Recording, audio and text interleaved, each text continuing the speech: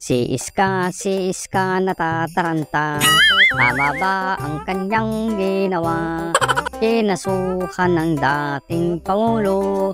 Sigurado diretso sa inidoro.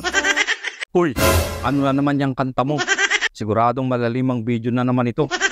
Siguradong alam mo na, si Iska nagkaso na.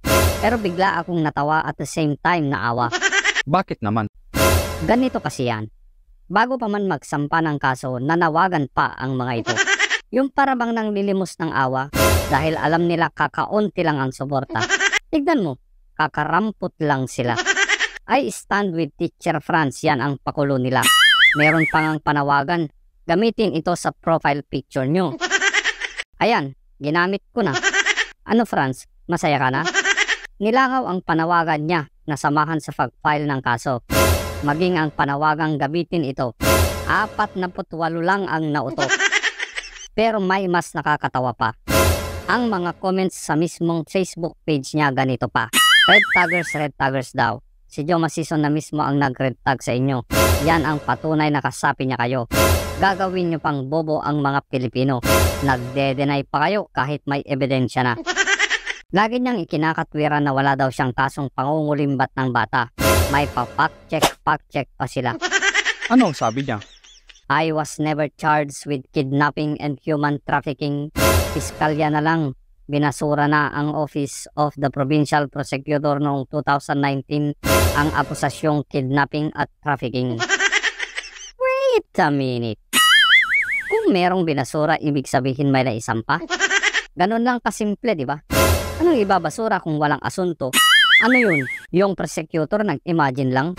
Walang naisampang reklamo tapos kunwari nagbaso-basurahan lang? Uulitin ko ulit. Kung may naibasura, ibig sabihin may naisampa. O edi may kaso ka nga. Tapos todo deny ka pa. Galing mismo yung pahayag na yan sa kanya. Baka aatakin na naman ang mga bata nyo sa comment section na fake news yan. Ganyan kasi ang mga kasama nyong makakaliwa. Kung pabor sa kanila ang balita kahit peke na bulag-bulagan sila. Pero kapag against na sa kanila, kahit may ebidensya na, fake news pa rin ang sasabihin nila. Ano ba kasi ang sabi ni Bibi Sara? Hindi ako ang may kaso ng kidnapping. Hindi ako yung may kaso ng human trafficking. Si Franz Castro, kinuha niya yung mga bata diyan sa Talaingod kasi ililipat niya doon sa Manila para mag-rally. O edi tama si Bibi Sara, may kaso ka nga. Pero teka lang, parang hindi sila kumpleto dito. Sino ang kulang? Hulaan mo. O ayan, kumpleto na sila. Mga stress ang pagmumukha o baka nagdadrama. Paawa effect ba? Yung mukhang inaalipusta para simpatya ibigay sa kanila? Sabi mo kanina sa umpisa at the same time naawa ka. Bakit naman? Makinig ka. Pero bago yan parang awa mo na. Mag-like at subscribe ka muna. I-share ang video at mag-comment ka. Salamat sa iyong suporta. Kunting paalala lang pala kapag nag-comment ka parang awa mo na. Huwag magmura dahil kinakatay yan ni YouTube. Kalma lang ba? Kaya pasensya na po kung hindi mo makita ang comment mo. Sumunod tayo sa patakaran ng platform na ito para hindi sayang ang effort nyo. Bigla akong naawa at may kasamang takot pa. Baka kasi biglang itumba tapos palabasin na ang dating Pangulo ang may gawa. Sacrificial lang ba? Gaya ng ginawa ng mga dilawan sa sinasabi nilang ama ng demokrasya. Diba pinatahimik at itinumba? Tapos biglang naging bayani na? Paano kung gawin yun kay Castro tapos ibintang sa dating Pangulo? Sabihin na natin na maaawa ang mga tao kay Castro. Pero anong silbi kung nasa hukay na ito? Huwag naman sanang humantong sa ganitong pangyayari. Alam nyo, tatapatin ko kayo. Kahit galit na galit tayo kay Castro, minsan talagang naaawa pa rin ako. Tignan mo ang kanyang mukha. Mukhang Biyernes Santo na. Yung kulang sa tulog sa pag-aalala kung tama ba ang ginawa niya. Deserve niya ba? Oo naman. Mali kasi ang iyong kinalaban. Lods, banatan mo na. Mas brutal at real talk ka magsalita. So nag-file kami ng kaso laban kay dating Presidente Rodrigo Duterte. Ito yung grave threat.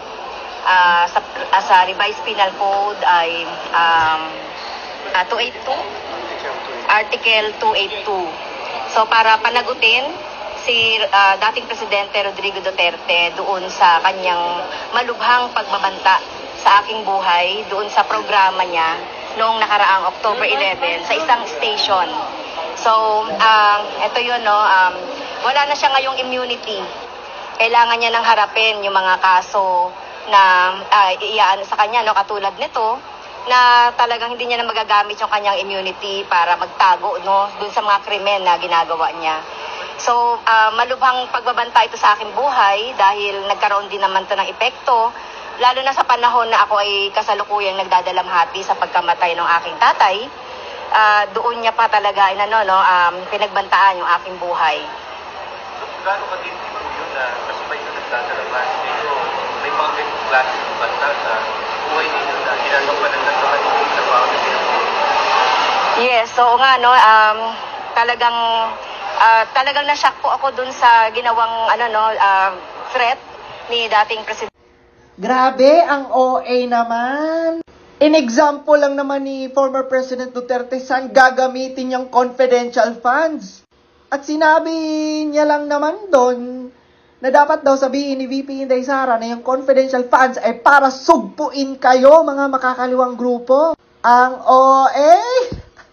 Ang OA, no? Sino ba ang may kaso ng kidnapping? Sino ba ang nangingidnap ng mga bata? Di ba ikaw? Natatakot ka rin pala? In example lang naman ni President Duterte, saan gagamitin ang confidential funds? Ikaw naman, takot na takot. Yan kayo no? Nakakuha kasi kayo ng tiyempo no? Ng another opportunity na naman para mag-ingay. Diba? Tapos pansinin niyo yung mga media. All out ang mga media. Diba? Kung ano-anong mga walang kwenta. Kung ano-anong mga walang kwentang tanong din ang tinatanong kay Franz Castro. Diba? Para lang talaga ma-OA, no? Ma-exage, no? Ang sitwasyon. Para talaga, diba? Magkaroon ng drama, no? Ang issue nila.